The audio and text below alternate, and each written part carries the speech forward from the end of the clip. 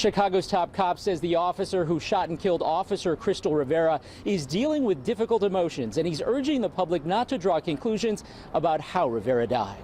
At the Northwest Side Church, where Officer Krystal Rivera was a member, the congregation is hurting. Before she wore a badge, she wore a servant's heart. Pastor Daniel Cruz says Officer Rivera, seen here worshiping at the church, was devout and dedicated to serving the city she loved. She felt accomplished, and she felt that she was fulfilling a life mission and life call.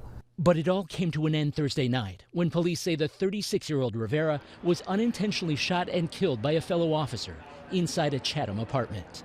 CPD says the officers had pursued a suspect to that unit where a second person pointed a rifle at them.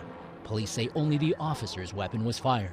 That officer is in a very, very tough place. Unimaginable what that officer has to be feeling right now. Superintendent Larry Snelling at a Southside event leading a moment of silence for Rivera and urging the public not to rush to judgment. There may be things that an officer sees that no one else knows at the time. And a lot of times there are assumptions made.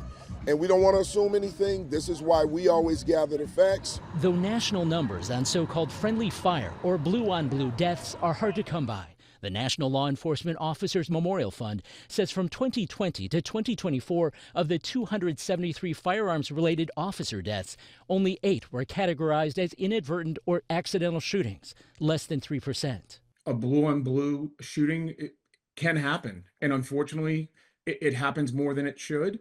ABC 7 law enforcement expert Derek Meyer, a former high-ranking official with the U.S. Secret Service Chicago field office, says CPD will conduct a thorough review. Every day, I can tell you this, law enforcement is learning from past actions, and they are improving, and we're getting better in law enforcement. Superintendent Snelling says any information gained from a review of what occurred will help inform future training of officers. In Auburn Gresham, Eric Hong, ABC 7 Eyewitness News.